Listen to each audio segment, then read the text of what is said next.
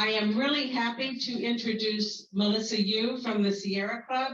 She is the Senior Energy Campaign Representative with Sierra Club.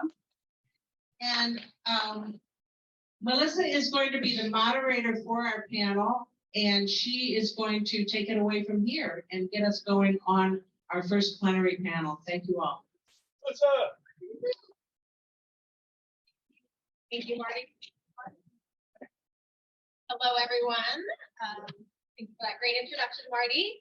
So I'm really excited to be able to introduce our panelists. Yes, I can. Yeah.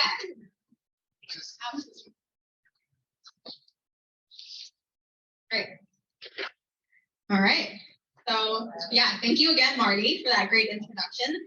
I'm really excited to be able to introduce our panelists. And before that, I kind of want to give like a grounding, a primer to what the Inflation Reduction Act is, just for folks in the room who may not be as familiar, which I feel like everyone is really experienced. So bear with me while I give this quick introduction. So the Inflation Reduction Act, or the IRA, which is the acronym that you'll be hearing a lot today and throughout the next couple of years, is really going to be a game changer. And that, along with the Infrastructure and Investment Jobs Act, will really provide transformative economic and community opportunities for addressing climate change, transitioning to clean energy, creating good jobs, and ensuring that there will be benefits to historically marginalized and disadvantaged communities, just as our supervisor shared earlier. And these benefits really will not be able to happen unless we are paying close attention to how all of this money is flowing in to our local community, and specifically in Contra Costa County. So we really need to be plugged in and track opportunities so that we can fully benefit from this once-in-a-lifetime opportunity. So just to share a quick few highlights from it. I'm not going to go on too long because I'm sure everyone wants to hear from our great panelists. So a few highlights. In a recent analysis from Perry, which is the Political Economy Research Institute, there was a study that was also commissioned by the Blue-Green Alliance. They found that there will be more than 100 climate, energy, and environmental investments from the IRA that will create over 9 million jobs. So that's huge in the next decade, 9 million jobs. It's so big. And so through these grants that are both going to be automatically awarded to states and regions, and also competitive grants that cities can apply for, tax credits, loans, bonds, rebates, the IRA really will be able to, at a minimum, raise $700 billion and authorize about almost $400 billion in spending on energy and climate change. So that's really huge. This is going to be one of the biggest investments in addressing climate change by reducing our carbon dioxide emissions from burning fossil fuels. And a large focus of that will be on decarbonizing our building stocks through clean energy electric grids that will operate without fossil fuels. So along with this, there was also President Biden's Justice 40 initiative that calls for 40% of the federal investments for climate and clean energy to benefit disadvantaged communities. So there is really a strong emphasis on making sure that these benefits will flow to the historically marginalized and frontline communities, which we'll hear a lot from Sneha's presentation in a little bit. So the full promise of this will only be able to succeed with community efforts and all of you all in this room. So we need to make sure that these funds are landing where we need them to. So we're really excited. I'm not going to go on for any longer. I'm sure you all want to hear from the presenters. I'm really excited to introduce our three panelists to offer some more information about the IRA. It looks like two, but there will be three.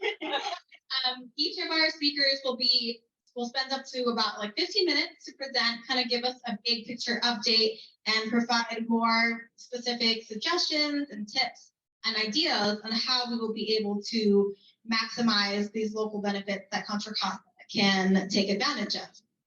Our third speaker will be coming in via Zoom, and I'll introduce him shortly. I'm gonna introduce by sequence of speakers. So our first speaker is Panama, Bartholomy. He is from the Building Decarbonization Coalition. Welcome, Panama. And he has worked on climate solutions in over 30 countries and presented at and collaborated on products from the UN, the International Energy Agency, and the European Commission. So welcome, Panama.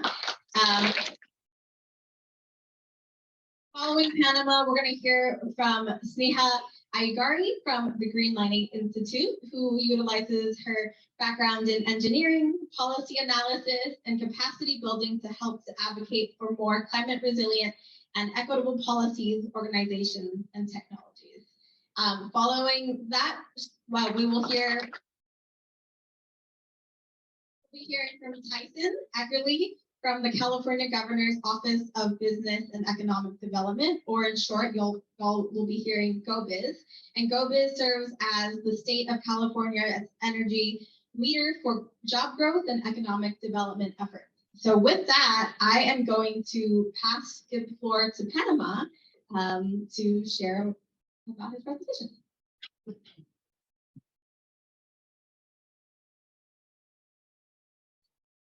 Thank you, Melissa. Thank you all for the multiple rounds of applause. It's great to be back in person with y'all. It's great to have an excuse to wear pants again.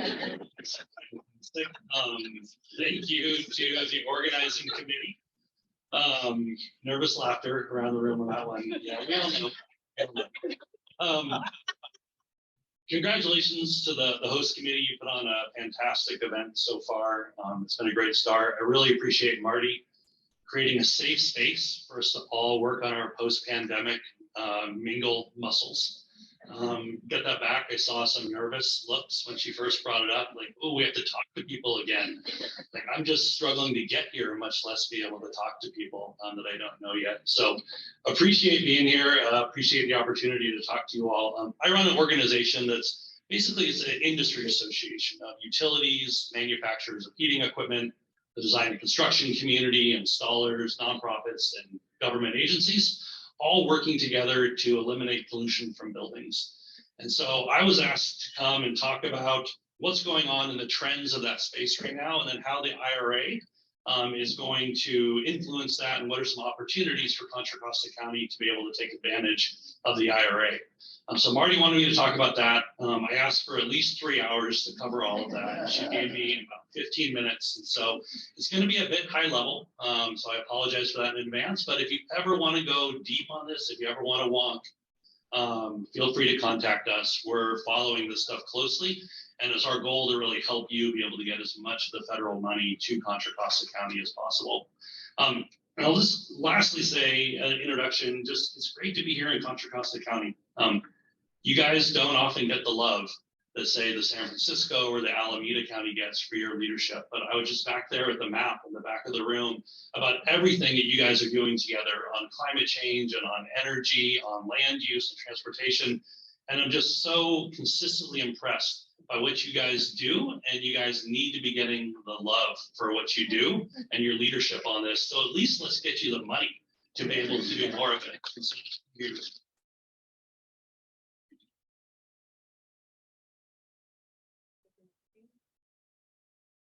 Clicker seems to be working.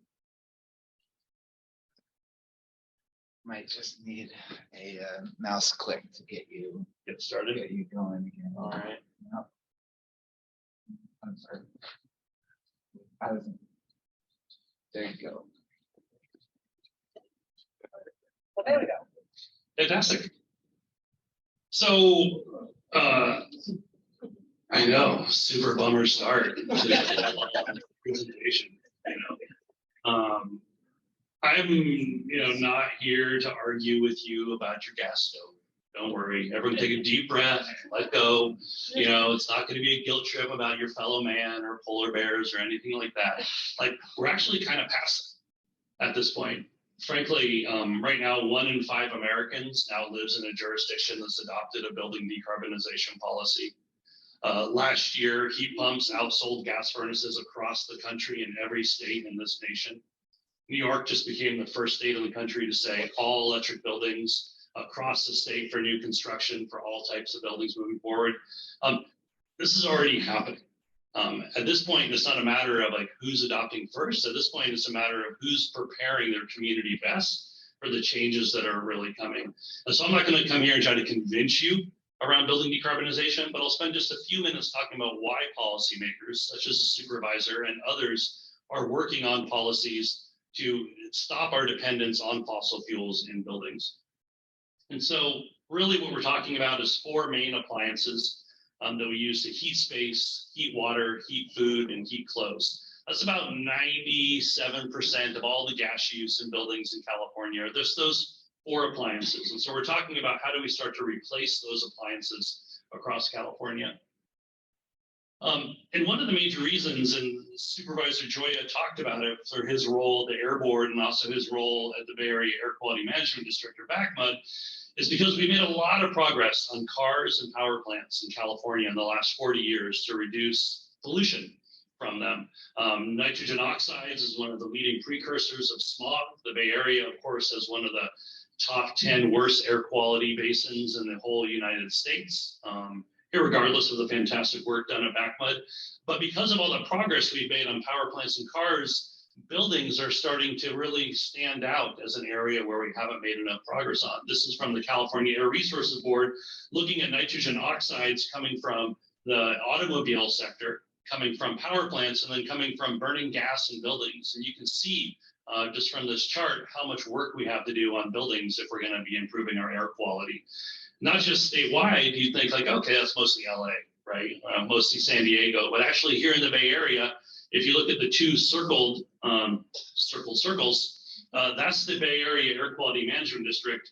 The emissions coming from buildings, 21 tons a day, and cars, 8 tons a day, more than twice as much smog-causing pollutants coming from burning gas in buildings than all of the cars traveling all over the Bay Area all the time right now. And so if we're going to get a handle on our air quality, this is why air quality districts and the California Air Resources Board are making such a big move on buildings and furnaces and water heaters. Additionally, it's not just the air outside our buildings, but it's the air inside our buildings. There's a 40 years of robust evidence about the impact of burning fossil fuels inside buildings' effect on respiratory health. And we're starting to see more and more attention paid to this, more and more studies coming out, more and more policymakers actually starting to take action on this. There was a bill in the Illinois state legislature this year that would have required a warning label on all gas stoves sold in Illinois to warn people about the health impacts about burning fossil fuels in your house, particularly if you don't use your vent in your house. We've only required venting in California's kitchens for our homes since 1996. So you can think of most buildings built before 1996, if they do have venting over the gas stoves, it was a retrofit, and many just don't even have venting over their gas stoves. We don't actually produce a lot of the gas that we use here in California. We import about 84% of it.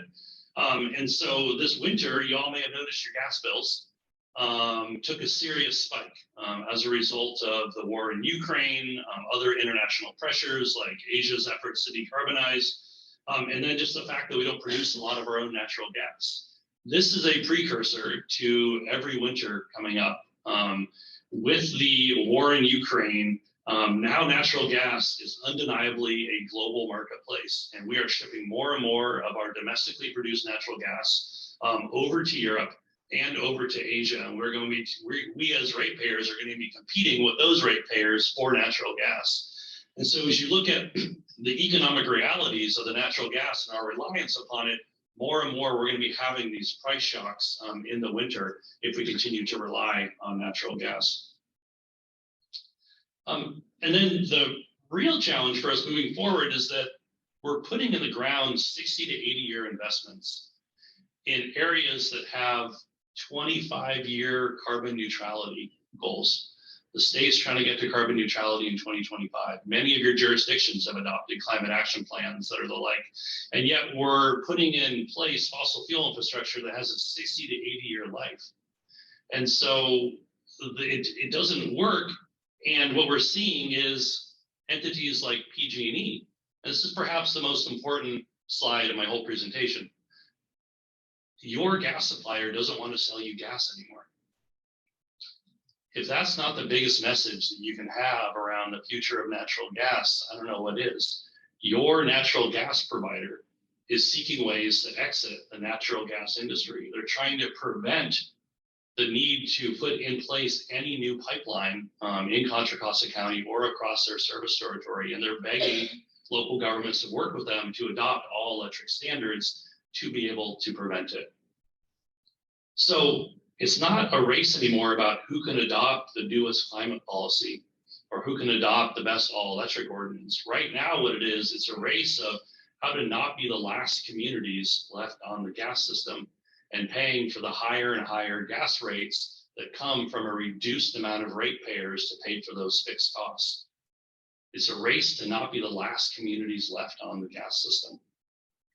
Here in Contra Costa County, natural gas represents about a third of all of the greenhouse gas emissions. This is 2017 numbers. It's the most recent stuff I could find on the web, but it's about a third of your overall greenhouse gas emissions, the burning of gas in buildings. And from a local government perspective, it's one of the few areas you have a lot of control over. You know, as a local government, you don't really have a lot of control over what kind of cars people buy, you know, the fuels that are produced for those cars. You don't have a lot of control over it. It takes a long time for land use practices to be able to have a big impact on climate. You don't have a lot of control over the industry that may be just on the borders of your town or even within your town. Buildings are one of the few areas you have a lot of control over, and so it's a great area to be able to try to address climate change through. So as the last pieces of the background are just this, kind of the challenges ahead of us. This is a look at all the homes in California, looking at clothes drying with the yellow bar, cooking with the green bar, water heating with the red bar, and space heating with the blue bar, the percentage of homes that use gas for all of those end uses here in California. And so you can see like 75% of us have a gas stove. Anybody have any idea what that number is nationally? Gas stoves nationally? Oh yeah, the person in the back got it right. No, he didn't say anything. About 30%. Only about 30% of Americans cook with gas. It's heavy on the West Coast. It's heavy on the East Coast, particularly the Northeast, but the vast majority of Americans don't cook with gas stoves. You can see the blue and the red bar are a challenge. This is really our challenge. You know, the vast majority of our homes in California heat our water and heat our space with natural gas. And we're going to have to be able to build an industry and set policy standards that are going to be able to encourage and then get us off of this dependence on natural gas if we want to meet our clean air, our climate, and our economic goals, and if we want to protect low-income communities from the burden of paying for an outdated gas system moving forward. I'm going to spend the next 10 minutes just on this slide. That's not true. Don't worry. You're not supposed to be able to read this. This isn't the worst slide you've seen at a conference. I bet you it's not even the worst slide you've seen at a conference. This is just to show you our reflection of the Inflation Reduction Act, IRA, IRA. One sounds like a retirement program. The other sounds like the guy that manages my retirement program. But we'll say IRA for this. There's maybe $80 billion for buildings in the IRA. Maybe because there's some discretionary programs you're going to hear about from the panel that are going to say you could use it for buildings, or you could use it for EV charging, or you could use it for monitoring in your community. So there's maybe $80 billion. There's definitely $30 billion for buildings that are coming our way. And the rest of it kind of depends on y'all, whether or not you apply for some of these programs and want to do buildings work within your community. So I'm just going to cover about 5 of the programs. Some of them I'm going to cover in not a lot of detail because Sneha and Tyson are going to cover those in some greater detail. But I want to cover the 5, I think, most important ones for you to know, and then just offer you a little advice at the end about how you might prepare yourselves, prepare your community, prepare your organization for this. I will also offer some free tax advice that I'm totally unqualified to offer. And so take that with caveats. The first 2 programs I want to talk about are rebate programs. This is going to be really rich rebate programs. And the first one is going to be focused on low-income households. So these are for households that are 150% of area median income or below. And this is going to be a rebate program run by the California Energy Commission. And this is going to give direct rebates at the point of sale. So when someone goes and buys a heat pump, when they go and buy an induction stove, when they go and buy, say, an electric clothes dryer from a retail establishment, this is going to be applied at that point. So you can see Rich, like $8,000 for a heat pump. That's about half the cost of a total heat pump installation. You combine that with state programs, and we're paying for, say, about 3/4 of the cost of a heat pump in California once this program comes down. So really rich incentives. How this is going to be rolled out is going to be determined by the California Energy Commission. And you'll see at the end, I recommend a lot of advocacy through Contra Costa County, the League of Cities, CSAC, and basically working together in order to be able to push on the Energy Commission to make sure this is implemented well. But we're going to get between these two programs about $650 million is going to come to the California Energy Commission to implement these programs. They're going to get the money in September. I'd say government timelines, I'd say we see this money about first quarter of next year to be able to roll out. But this is going to be a key one to be able to help low-income families in your community be able to start this transition and make sure they're at the front of the line of this transition rather than the back end of it. The second rebate program is going to be one really focused on energy efficiency. This is also going to be run by the California Energy Commission. And this is one that's going to be based around how energy efficient a building is compared to how it was before the retrofit was made. And so there's going to be, and this is a way for us to be getting away from a focus on just incentivizing you to put in a heat pump, but instead, how good is that heat pump actually going to perform? This is going to be based on actual performance of the upgrade that happens in the home. And so it's our effect to start to move the energy efficiency industry from just wham, bam, thank you, ma'am, get as many units as you can to actually focus on quality and customer satisfaction. And so this will be a great program that's going to be run probably by a series of aggregators and folks like Block Power back there in the back. The only workforce training program in the entire IRA is this home energy efficiency contractor training grants. The Energy Commission is going to be getting around $20 to $25 million to put out to be able to help a whole number of groups, nonprofit groups, unions, community colleges, and others to be able to run home energy efficiency upgrade training programs. And so you're going to want to be watching the California Energy Commission on this program to make sure they implement it in a way that can get the money out to help train people well to take part in this movement. There was two building tax credits that I want to highlight for you all that are going to be providing money for both clean energy, clean electricity, and then energy efficiency. The first one, the first tax credit up there, the clean electricity tax credit, is going to pay for 30% of the costs of a solar panel system, a small wind system, or a battery system. So big benefit. And then the energy efficiency tax credit is 30% off of things like heat pumps or heat pump water heaters, panel upgrades, insulation, and the like. And so you're starting to see if you're a tax eligible home, if you have tax liability, the opportunity to be able to combine the 30% tax credit with some of those rich incentives from the rebate programs, plus the state programs. This is going to be an amazing opportunity to be able to get really cheap appliances here in really probably the beginning of 2024. And it's going to be important for you all to be working with the contractor community within your communities to be able to help make sure they're prepared to be able to take advantage of these programs for your residents. This is something that is incredibly interesting, complex, complicated. The disclaimer, I'm not a tax accountant, but a number of the tax credits, particularly the production tax credit and the investment tax credit, out of the IRA have a new direct pay provision.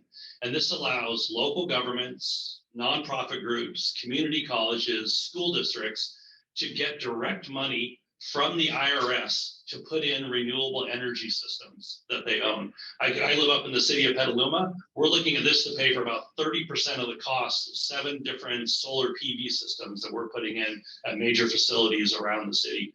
This is an opportunity for folks who have never been able to take advantage of federal programs around renewable energy, cities, counties, nonprofits, to be able to now get a direct pay option for renewable energy. I highly recommend you talk to your tax attorneys about this if you're a local government or a nonprofit.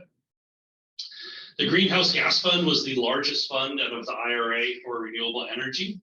Sneha is going to talk more about this. I won't go into great detail, but I will just say that there is a ton of money coming for financing of renewable energy, of electric vehicles, but also building electrification efforts. And so this is going to be going out to conglomerates of different organizations that come together and then offer financing through grants, loans, loan protections, and the like.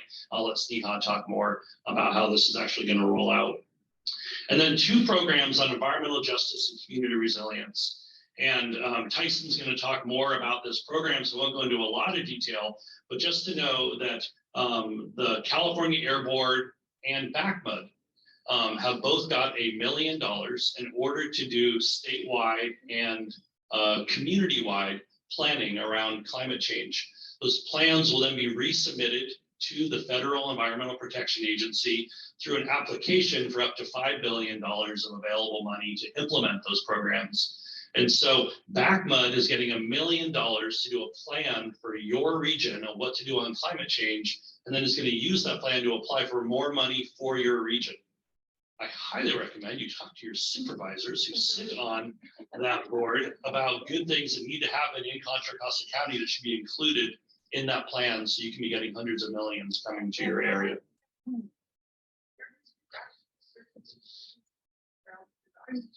Please.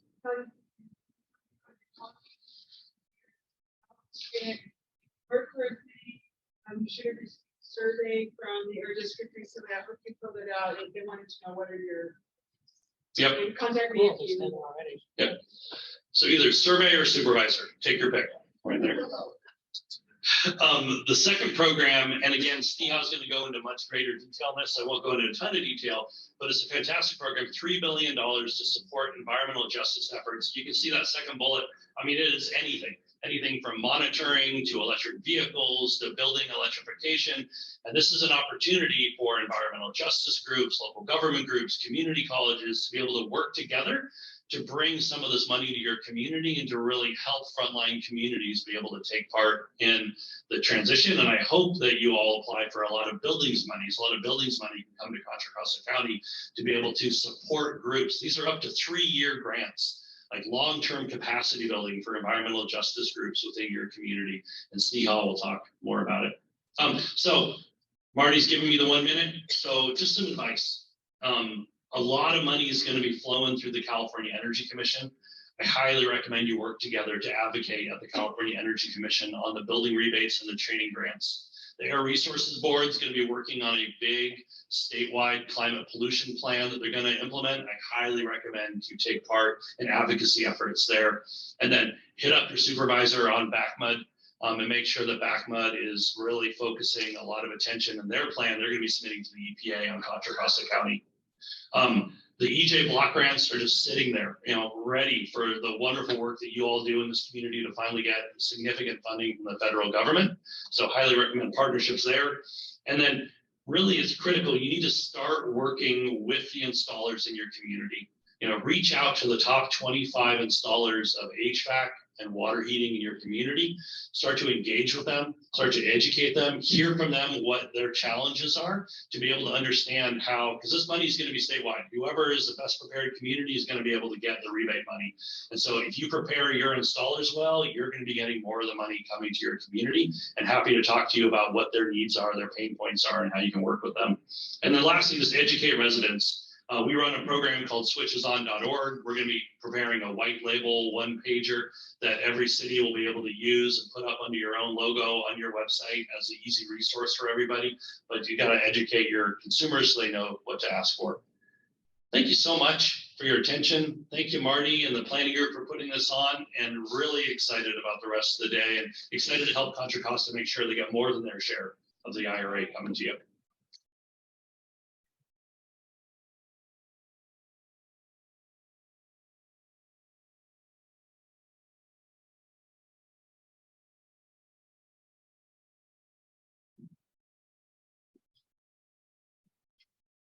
Thank you, Panama. That was a really great introduction, and thank you so much, Marty, and it's great to be here with you all today. So my name is Sneha Ayyagari, and I work at the Greenlining Institute, and I'm here to go into a little bit more about some of the IRA programs that Panama did such a great job of laying out. So first, I just want to provide an introduction to the Greenlining Institute. So we were founded in 1993 as a multiracial coalition fighting the legacy of redlining, which is illegal and systematic practice of excluding communities of color based on race. And we work in a lot of different policy areas, including economic and housing. My focus is on climate justice, and we've been advocating on a variety of issues, mostly in California, but also at the federal level. And our vision is to work towards a future where communities of color can build wealth, live in healthy places filled with economic opportunity, and are ready to meet the challenges posed by climate change. And I know a lot of folks in this room also share that vision, so it's great to be here, and I'm looking forward to the conversations later today.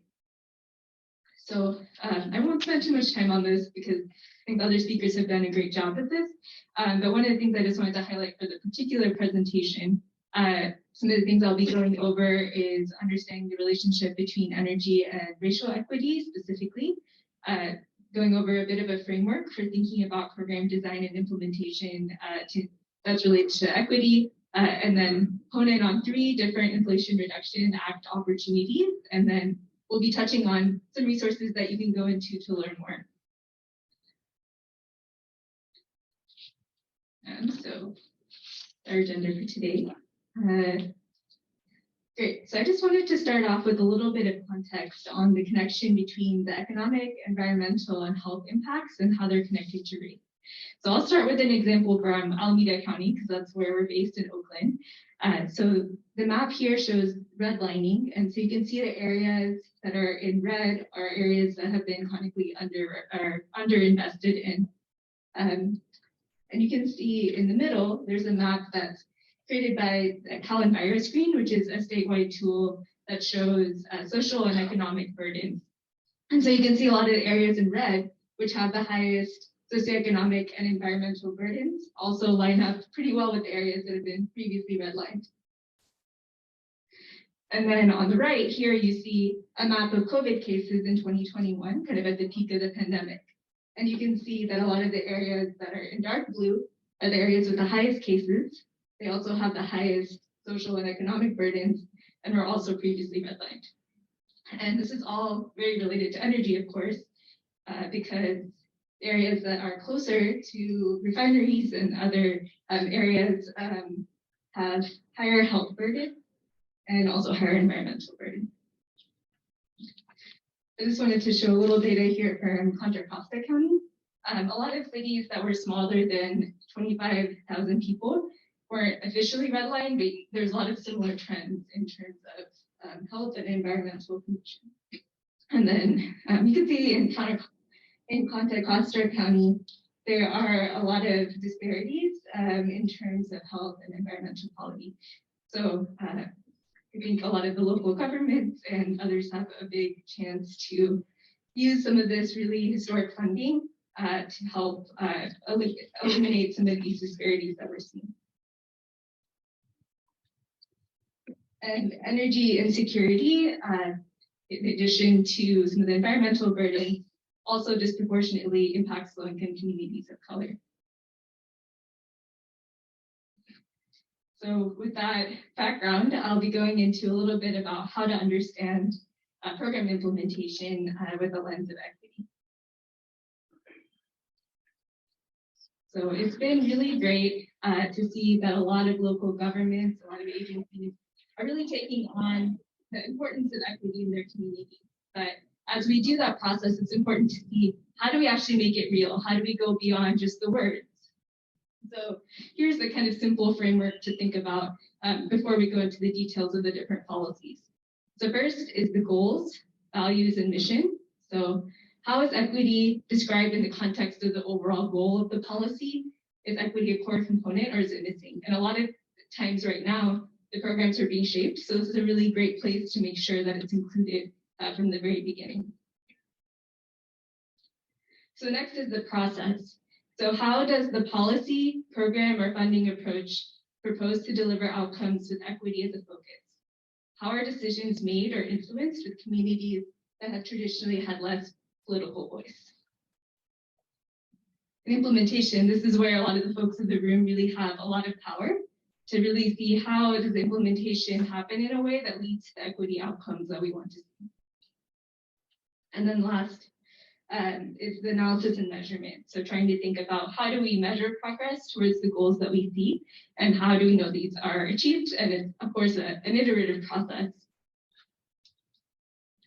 And so with that, I will go into a few of the programs that Panama did a really great job of providing an overview of. So I'll be talking a little bit more about the Greenhouse Gas Reduction Fund, a little bit more about the Home Efficiency Program, and the Environmental Justice Community Block Grants. And there's a lot of information here, but we'll be sharing the resources and the slides afterwards. And I'm always happy to take any questions as well afterwards. So for the Greenhouse Gas Reduction Fund, as Panama mentioned, it's really the biggest grant funding. There's $20 billion for the general fund and the low income assistance competition. So the breakdown of this is $14 billion in a national clean investment fund. And so I'll go to 1 to 2 entities. So what that really means is that these nonprofits will be responsible for providing direct funding for projects. And so it'd be kind of like a green bank or something similar to that. And then $6 billion is the Clean Communities Investment Accelerator. And this is more indirect support. So this is support for community development finance institutions or credit unions or other local banking institutions that might know their community, but might not traditionally focus on climate projects. So it's intended to kind of help build their capacity to be able to fund climate-related projects. And then we have the $7 billion Solar for All competition, which I think might be of interest to folks in this room because it's something that state, tribal, municipal, and local nonprofit partners can apply for. And there's up to 60 grants there. And I just wanted to also highlight that the implementation framework, which I linked here, just was released in April of about a month ago. And so they have some more details that I encourage you to look into when you have some time. And in terms of the implementation timeline, in September, the EPA, or in summer, the EPA will probably release their request for funding. And then all the funding has to be spent by September of 2020. Yeah, so very quick timeline. But that's to say the funding can still be spent afterwards. It just has to go to the grant entities. So the funding will continue to cycle through for hopefully for a long time after that.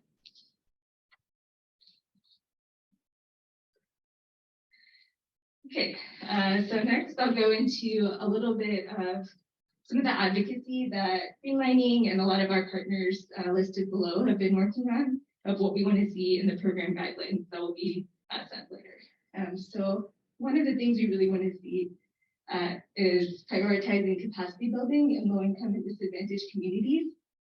And this is really essential to make sure that communities know about this funding and can apply for it.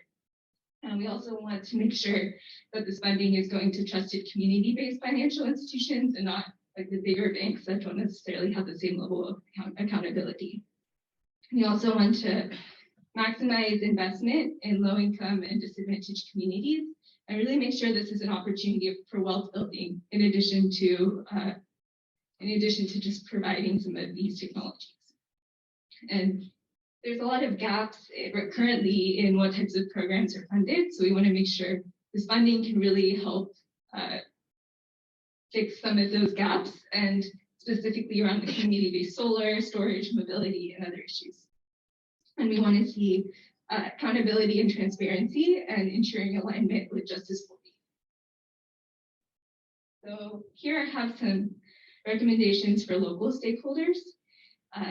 As I mentioned, a lot of the guidelines are still coming out. So I encourage folks to really follow the Environmental Protection Agency information sessions.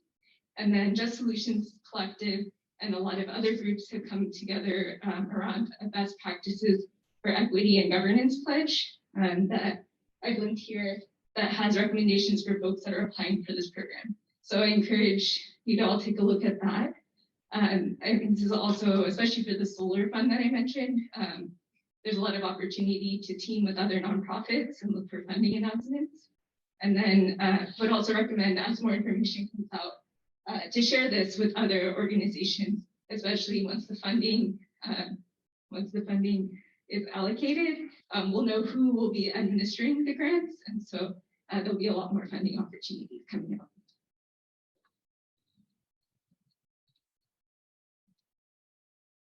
So next, I'll talk a little bit about the home efficiency rebate program. I think Panama did a really great job of going over it, so I won't spend too much time on it. But one of the things we think is really exciting about this program is it's really focused on existing buildings, which is something that we haven't traditionally had as much funding for. Oh, and I'll quickly go over the timeline too.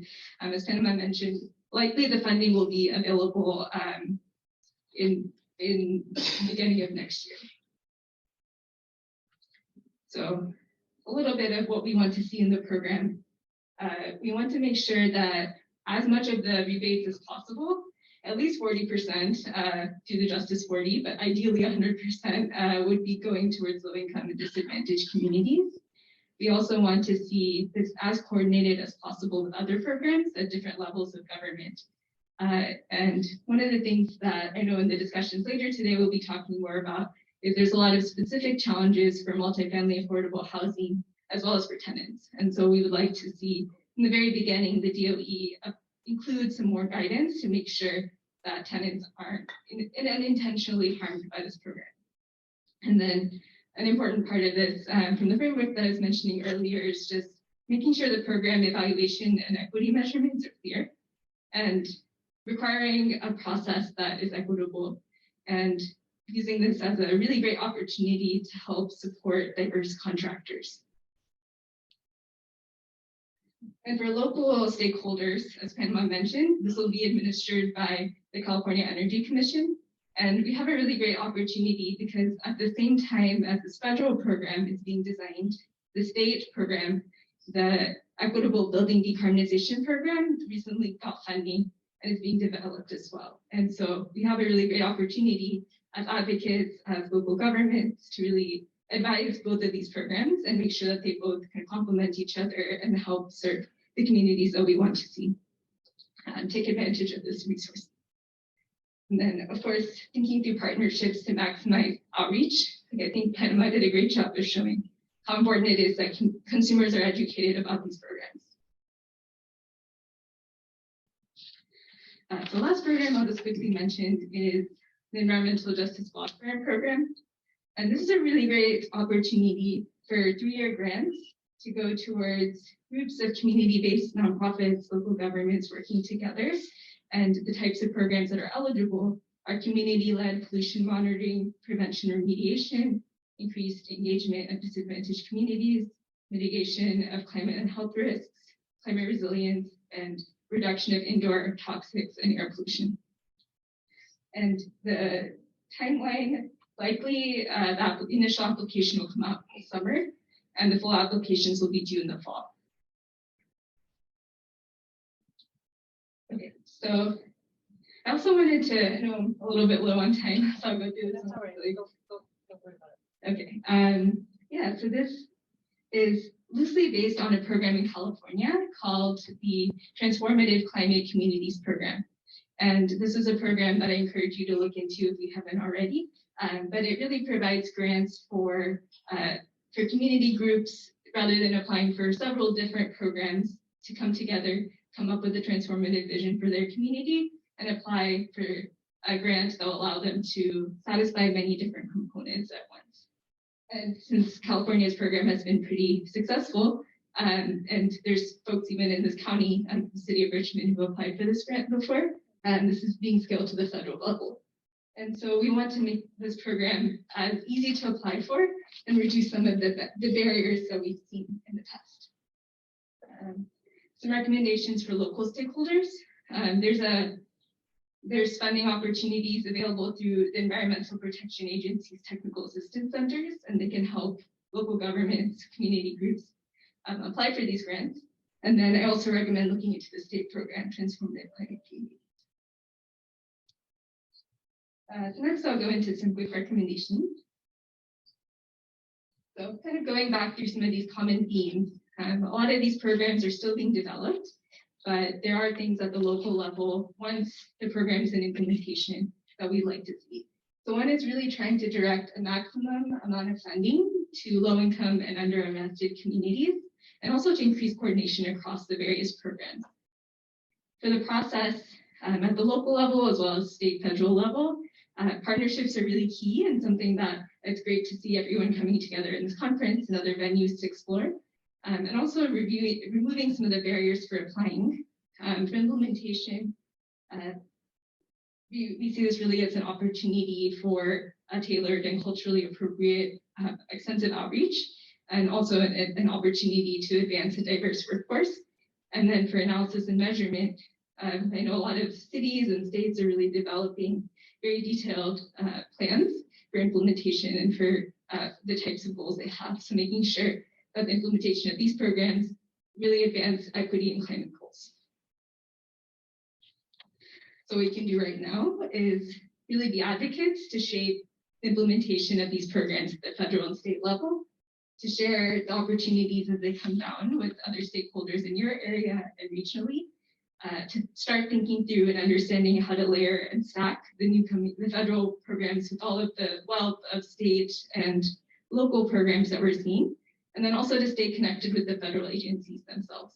So I mentioned the Environmental Protection Agency and the Department of Energy, but there's many other opportunities as well. So now some resources. So the Department of Energy have some links here, but they actually have handouts with all their upcoming funding opportunities in English and Spanish. And so this is a really good resource for organizations that spend time looking at policies. It's hard to keep track of all the different policies. So, and it's just a one-pagers. I also quickly mentioned the technical assistance centers. And so there's different regional ones, but I think the one in California will be the San Diego State University. And so there will be a good resource to reach out to help apply for some of these grants. Some more from our partners that we've teamed with on a lot of our advocacy letters. These are all links that you can look at later. But they have really great resources on all the different provisions, how to apply for them. And then since building decarbonization is of interest to this group, some more resources specifically on building decarbonization and equity to look at. So with that, I'll wrap up. Thank you all for your time and attention, and I'll turn it over to Tyson.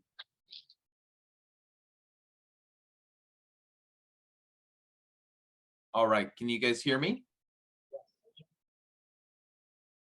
Yes.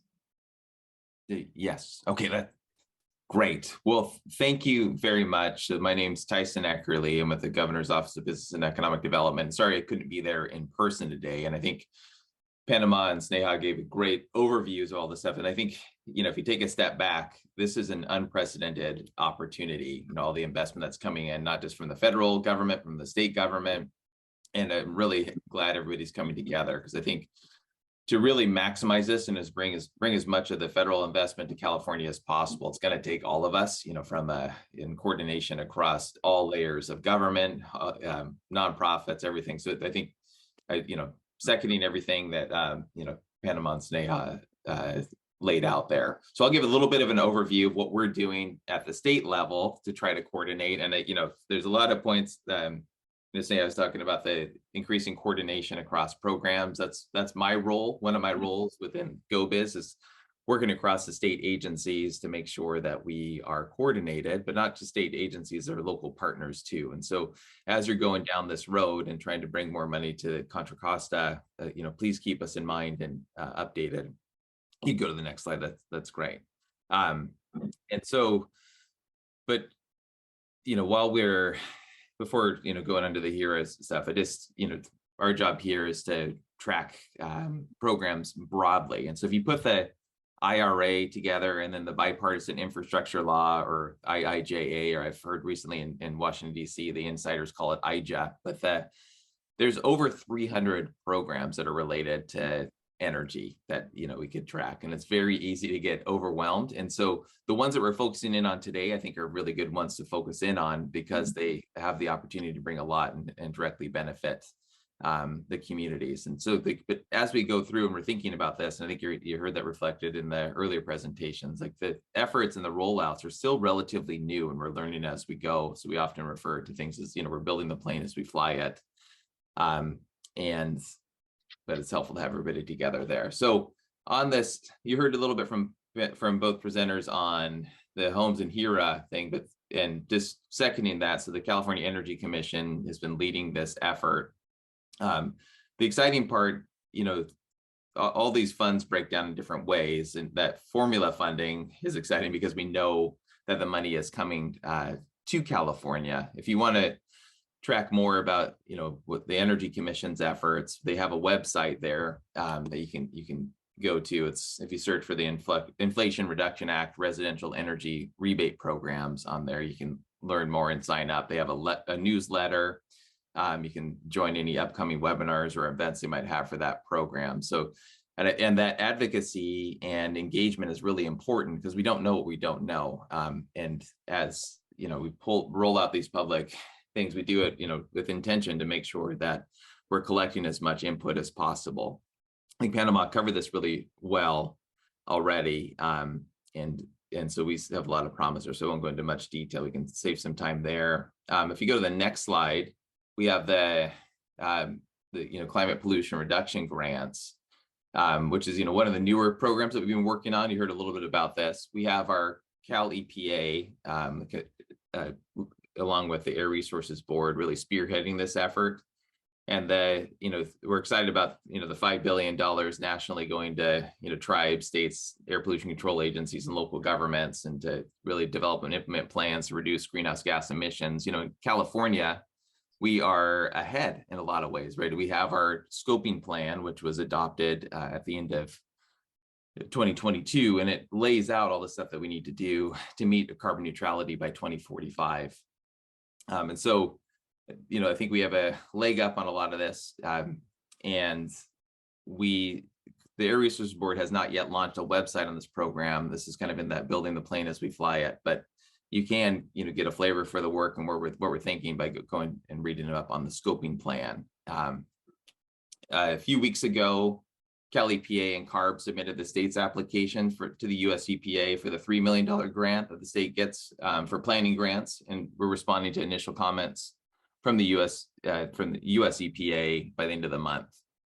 And then, throughout the next year, we'll be heavily engaging with stakeholders, think tribes, local jurisdictions, communities, counties, air districts, ports, and the public, to form a priority climate action plan that'll be due in March of 2024. And we'll use that plan to compete for the remaining $4.6 billion in national funding. And so for you in the room, what you can do is to keep an eye out for engagement opportunities on the CARB events page on their website. We'll also be engaging stakeholders through the local air districts, so it'll be important to keep in contact with the Bay Area Air Quality Management District, and we will be rolling more information out as we go. And then if you go to the next slide, the Greenhouse Gas Reduction Fund, you heard the previous speakers talk a little bit about that. This is even newer in terms of stuff rolling out, but that $27 billion, we talked about the $14 billion for the National Clean Investment Fund, and $6 billion for Clean Communities, Investment Accelerator, and $7 billion for the Solar for All.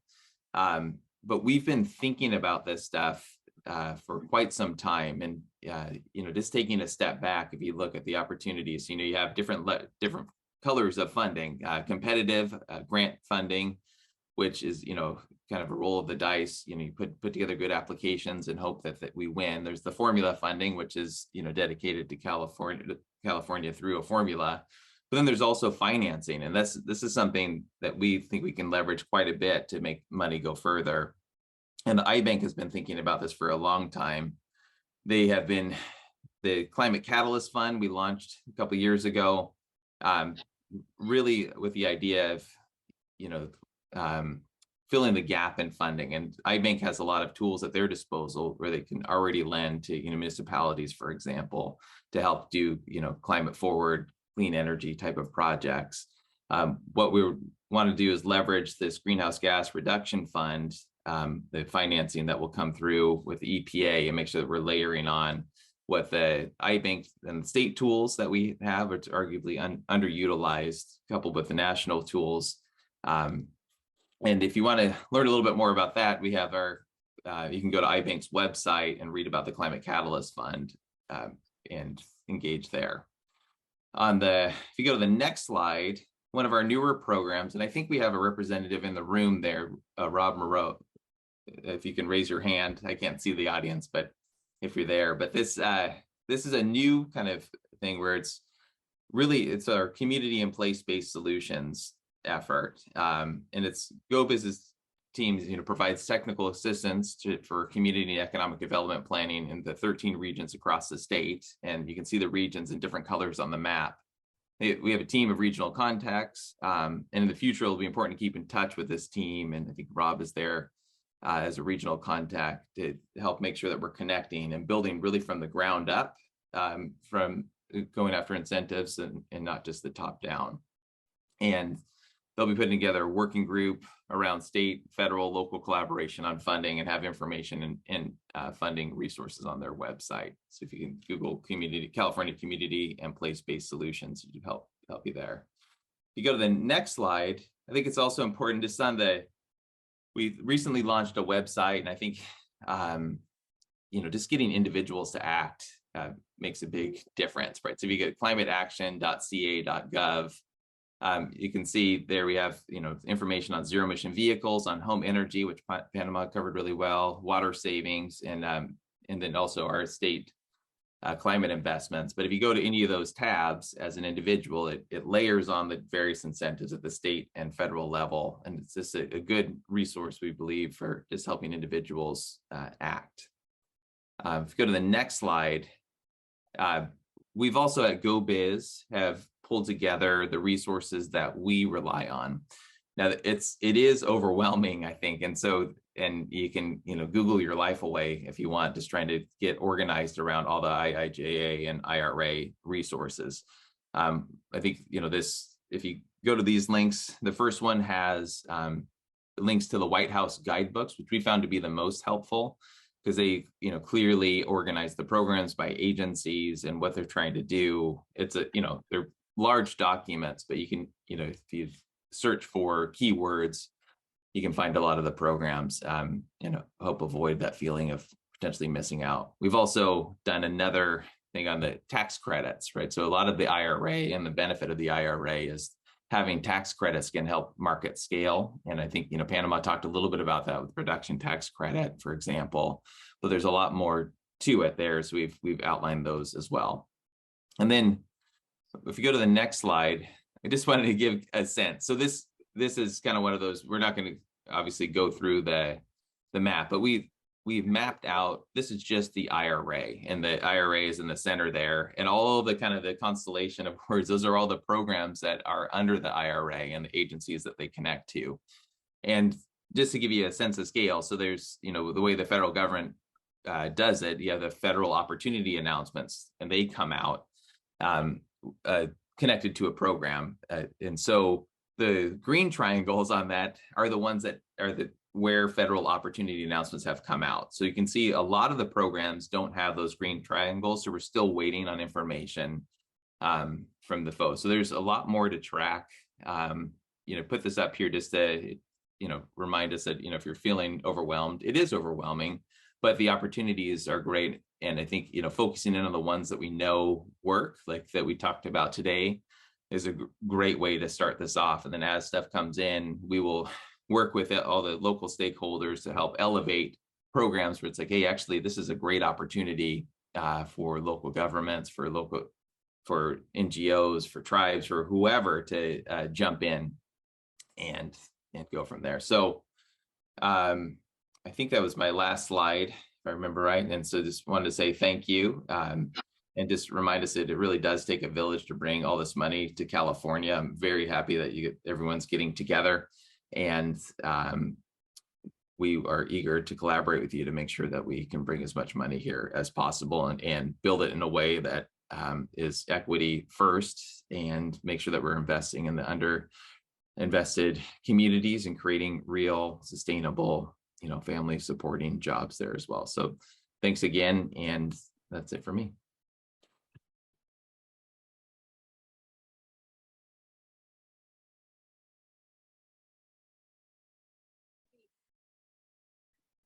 Okay, great. Those are really great presentations. Thank you, Panama. Thank you, Sneha, and thank you, Tyson. So we're gonna have some time for a few moderated questions, and then we're gonna, I'm gonna do a time check with Marty, and then we'll see how much time we'll have for some questions from the audience.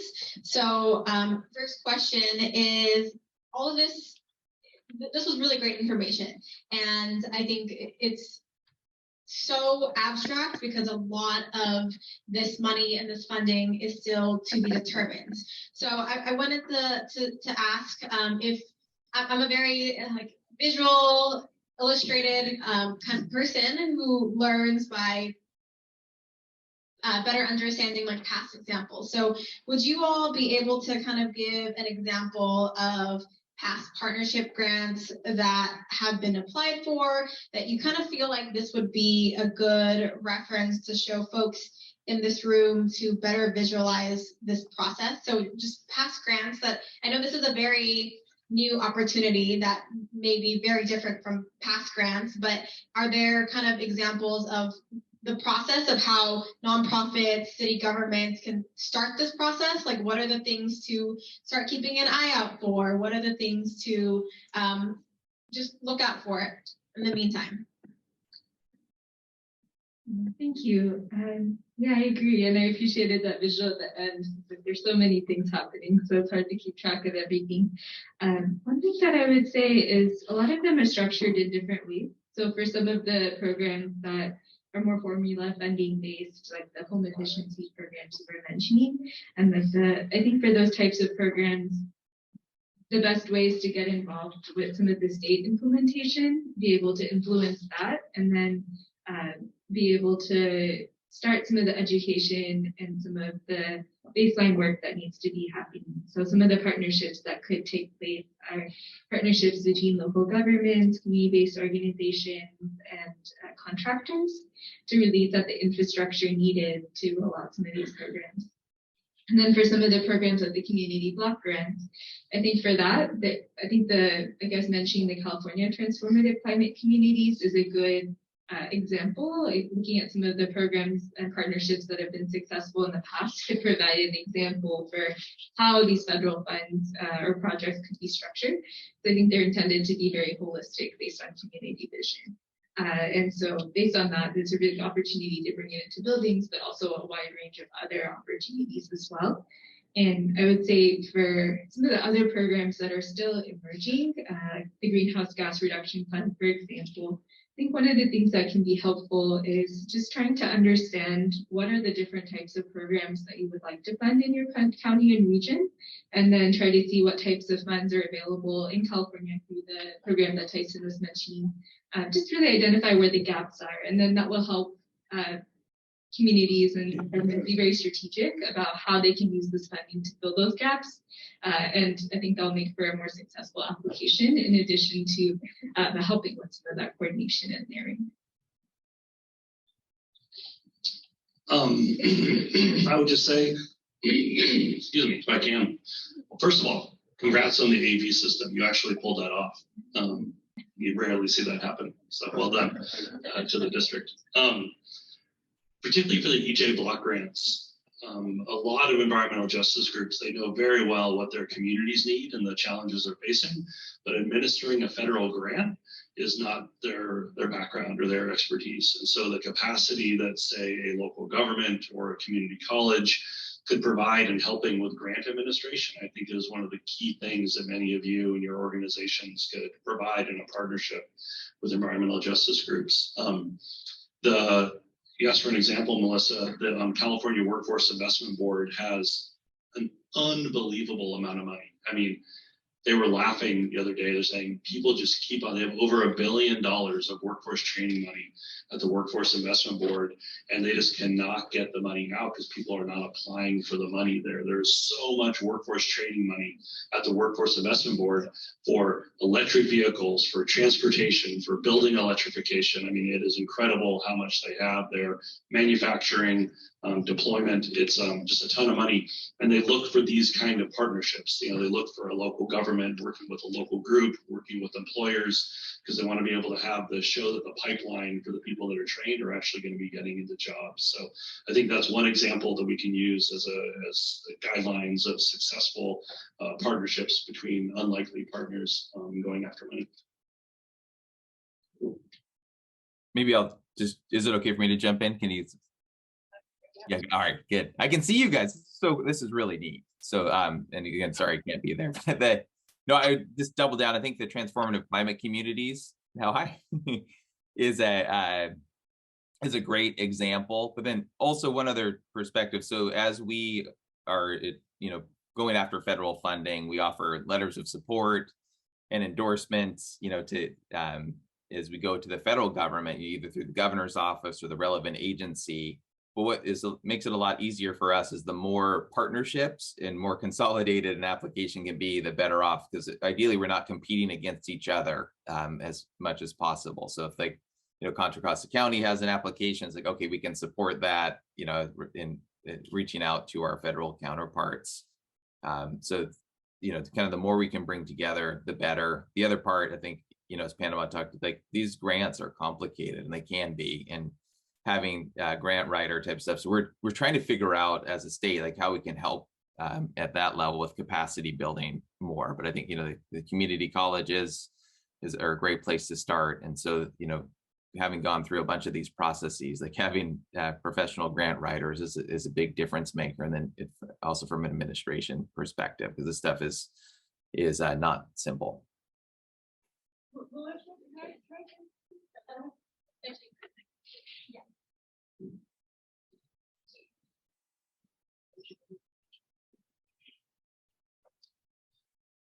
Thanks. We've been doing a lot of thinking on this topic in the sustainability group at the county level. And for our group, we have identified a few issue areas that we want to focus on for grant making. And since we're all here together, I'll just share it with you, and maybe that will spark more collaboration. But we're very focused on the built environment, particularly how do we convert our existing buildings to all electric. We already have a requirement at the county level for all electric in new construction. Team, help me out here. We're focused on active transportation. So how do we build out our bike and pedestrian network? We're focused on sea level rise. We're focused on climate resilience, and we're focused on just transition, the economic transition. So that's just our sustainability team. Other groups within the county are probably focused in other areas, but that's our small team, and we would be happy to explore opportunities with any and all of you. We're really thrilled that everyone's here today for that purpose. And we have, if you work with the county, our county administrator has identified a bench of grant writers who we can call on at any moment to help us write grants. So if you partner with us, we might ask you to help us cover the cost of engaging the grant writer, but we have those folks pre-identified, and I'm actually going to tap that very shortly, because we are looking for a planning grant through transformative climate communities. We're going to be looking at that for the Bay Point area. So just to amplify a lot of what you've said already, and thank you for validating the approach that we have organically adopted.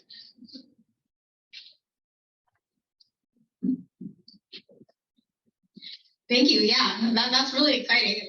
We have grant writers on hand for you all to use. So thank you for sharing that. So as for the next question, Panama, you touched a little bit on this in your presentation. Obviously, tax credits are a huge part of the IRA, and individuals can apply themselves for tax credits, but a lot of the folks in this room are nonprofits and local government. Can you all dive a little deeper into kind of how folks in this room can really take advantage of the significance of these tax credits? I really shouldn't. just to say that the production tax credit and the investment tax credit have been probably one of the key reasons we have a vast majority of our utility scale renewables in this country. It's been one of the most successful clean energy policies in history, and now is being open to local governments and nonprofit groups, to churches, community colleges, to be able to take advantage of it. So the investment tax credit is depending on if you use domestically produced materials, depending if you use skilled and trained labor, and depending on a few other factors, you can get up to about 30% of the costs paid for through this direct money from the IRA to your local government, to your nonprofit, of the full cost of that unit. So even after you take the any California programs you'd want to use and be able to buy down that cost, it's still on the full cost of it. So a real benefit. And yet the production tax credit is based on it's over 10 years how much clean energy your installation actually provides. So if you put in a solar panel system, how much clean energy is provided? It provides you with a per kilowatt hour payment of the production of that unit. And so you should talk to a tax attorney, talk to your counsel, and to be able to go after it. But this is specifically written for many of you in this room to finally be able to take advantage of federal tax credits for wind, for solar, for battery storage systems, small hydroelectric, these sorts of systems. Yeah, I have to say I'm definitely not an expert in this, but I just wanted to. Okay, I'm back. Just uplift a couple different groups that I think are working on it. One is Just Solutions Collective. They're a nonprofit that does a lot of different environmental justice focused advocacy, but I know they've been looking at the tax credits because I think one of the challenges sometimes is this is a great opportunity, but at the same time, there's still a lot of people who can't take advantage of the tax credits. So they're trying to expand the criteria for that. And I think the National Renewable Energy Laboratory is also doing a lot of technical assistance in general. And I think this is one of the areas that they're trying to focus on and give their support on. So I recommend reaching out to either of those groups. Great, thank you. Tyson, did you have anything to add to that? No, I think this would encourage you to be creative too on because there's, like the municipalities can be the vehicle, if you partner with private industry, the private investors can't always claim the tax credits. And so there's opportunities to, kind of be that vehicle. I don't want to use the word pass through, but, to either have direct investment in your community or, leverage that funding in other ways. And so definitely it's better to talk to a tax attorney than to me, but just as Panama said, that I think there's a big opportunity there as well. Thank you. So one last question before we move on to the audience for some questions. So obviously a lot is still unknown, and folks in the audience may not know yet what pots of money or what resources would fit for them. I know there's a lot of resources out there, like Panama, you shared the Switches On, and Tyson, you also shared some websites that of resources that we could use as individuals. But are there tips that you can share today in this room? Because there's probably a lot out there on the web that we can take advantage of. But just off the top of your head, what are some tips that you can share with the audience today of things that they should leave the room with or leave this conference with today?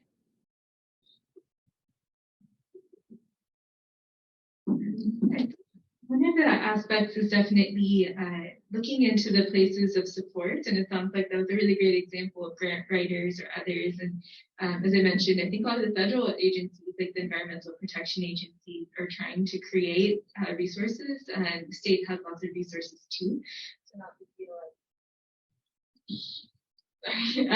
feel like you have to go about it alone, trying to learn and share resources as much as possible. I think another aspect is it can be very easy to get into the weeds and lose sight of the bigger picture. And I think a lot of times, especially in the communities that we work with and advocate with, they care deeply about the environment, about climate change. And I think, but at the same time, a way a lot of policies have been framed, it's very specific, and people are like, well, how can we use this opportunity to meet a wide range of issues that we're seeing in our community? So how can we advance community wealth? How can we encourage more affordable housing? How can we connect this to our land use and equitable resources and job growth? So I just encourage groups to think big and look at the different connections, and that'll help bring in a wider range of stakeholders and then also create a more transformative vision. I think Sneha shared once you get her slide deck, you're going to have the best set of resources you need to track the programs. What I'll just say, a bit self-serving, but we run a program called the Switches On, which provides education for customers and also contractors on building electrification. And part of that is a zip code searchable database of all of the incentives that are available to you based on your zip code. And we're putting all of the IRA programs on there as well. And so it'll be federal programs, state programs, your utility program, and your local programs all in one place.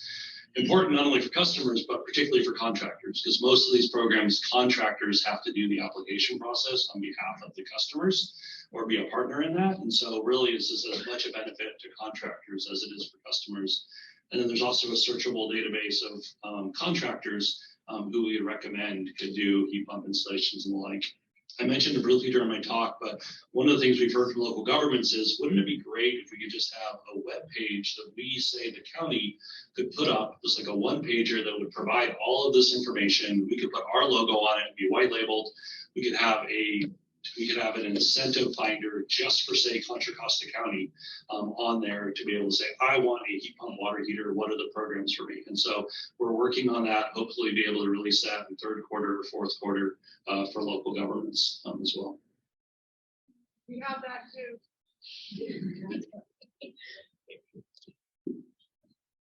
Tyson, I see you. Go ahead.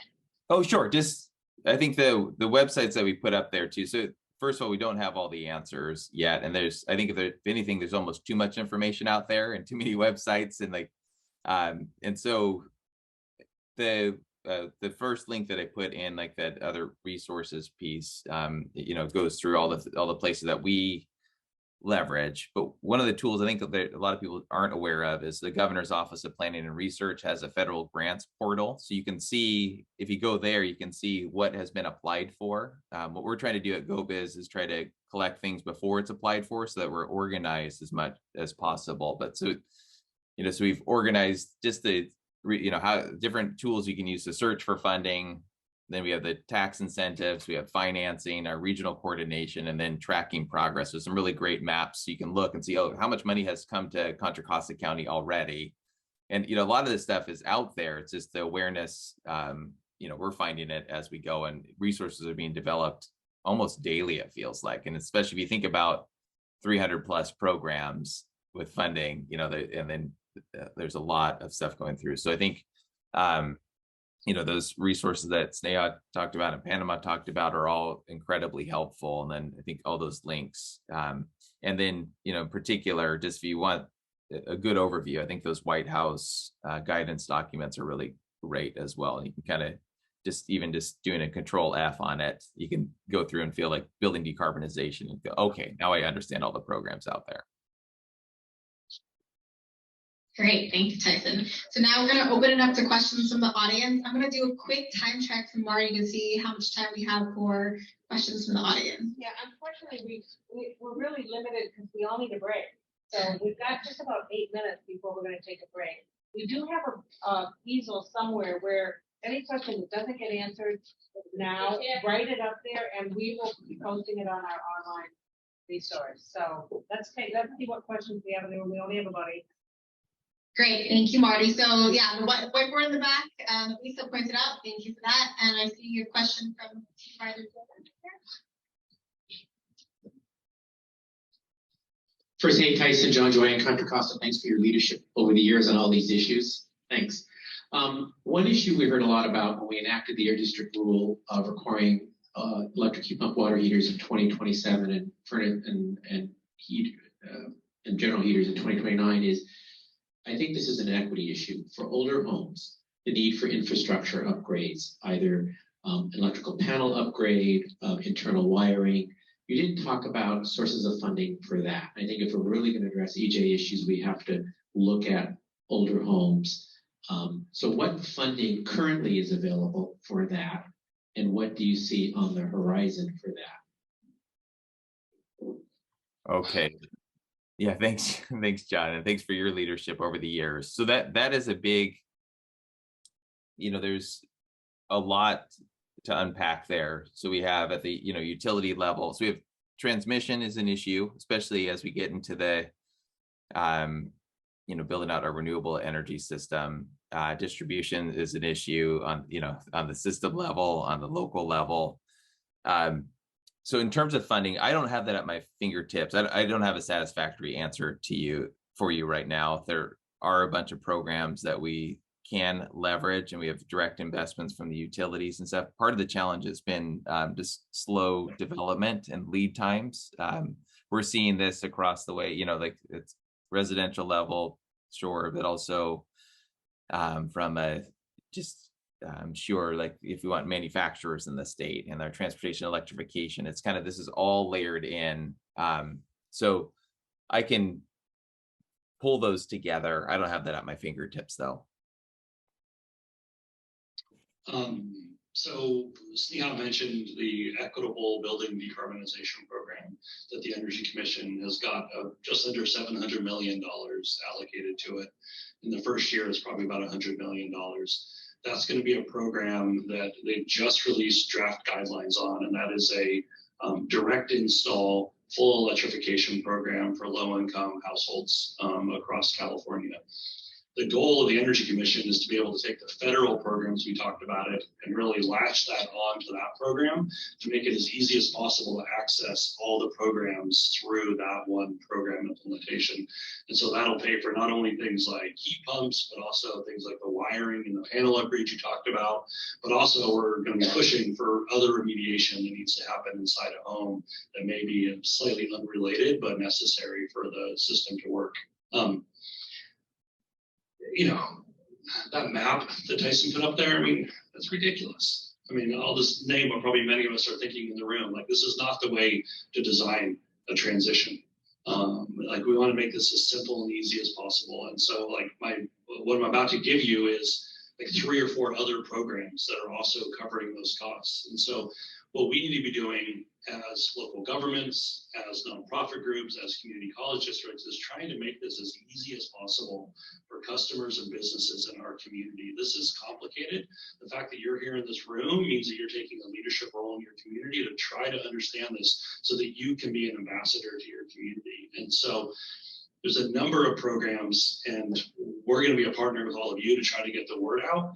But I think the key thing is that there are programs that are going to be helping with it. We just need to make our efforts to be able to get the word out on what those programs are. I think, as Jody said, we're trying to put it together in a countywide website about county, Bay Brand, MCE, all the layered types of programs. I just wanted to emphasize the Equitable Building Decarbonization Program. It's in its early stages. I think comments are due on June 30th. So Greenlining and a lot of other environmental justice advocates are really trying to make sure that program fills some of the gaps that we're seeing. I think the concern a lot of us had with, you were really excited about the new, the area, the MACBED release, but I think at the same time, it's making sure that there's funding for those electric panel upgrades and then also for the health and safety upgrades. So currently they have in their guidelines, they have a certain amount for panel upgrades, and I think they're looking for feedback on what that amount is. So I definitely encourage a lot of the contractors, like local governments who have experience with those programs, to provide comments on whether it's enough, like how they should be monitoring and evaluating that to make sure that the funding actually can really get over some of those barriers that are needed to electrify some of the older homes. And I think as part of that also, like renter protections is a big thing that keeps coming up as well, because I think a lot of the programs are more open for homeowners. And so I think that making sure that these upgrades don't accidentally leads to people being able to count that as a major renovation and evict their tenants. And so this is an opportunity to really kind of enshrine that in the program design guidelines. And I think that's very much connected to some of the costs that are needed for some of these health and safety upgrades. Because it doesn't make sense like put solar on a panel on a house if it has like lead or something like that. So being able to connect all of these different sources of funding, but then really connect that to tenants and other folks who are often not protected in these programs. Okay, I think last question, Marty. Is that okay? Yeah. Okay. Good morning. Amazing presentations. My name is Luz Gomez. I'm the current chair of the County Sustainability Commission. Great to see some of my fellow commissioners here. Just a quick thought, something that came up in our Sustainability Commission. We keep talking about the importance of helping our residents access all of this money. And one thing that came up recently is that perhaps we could create something like an energy navigator type position in the county that could help connect residents from point A to point B with everything that's available to them. There's a parallel program in Contra Costa Health Services called the Health Conductors. It's a very complicated system, right, to the health system. And so we could do something similar for our residents with energy upgrades. It would be great for health services and employment and human services to be connected with, like maybe that's where they live, because they serve the residents that we're trying to help. They're already part of the equation. So it'd be fantastic to kind of build this into the services that we're already providing. So that's just a thought. Thank you, by the way. Thank you for that. So I apologize if you have questions lingering, and please get them on our question board, but I think it's time for all of us to take a break. So we are going to take a 20-minute break. We're going to come back at 11:20 and move on to our next part of the program, which is really diving into some of our current programs that we're going to build upon and build out as we align with the opportunities here. Will we have access to the slide decks? Yes, they're going to be posted. That QR code that you have on the table, that's a conference resource hub hosted by 350ContraCostaAction.org. So if you forget the QR code, just remember 350ContraCostaAction.org. Later, you'll be able to go in there and access the materials. Okay, are we set for break? Thank you. You know what?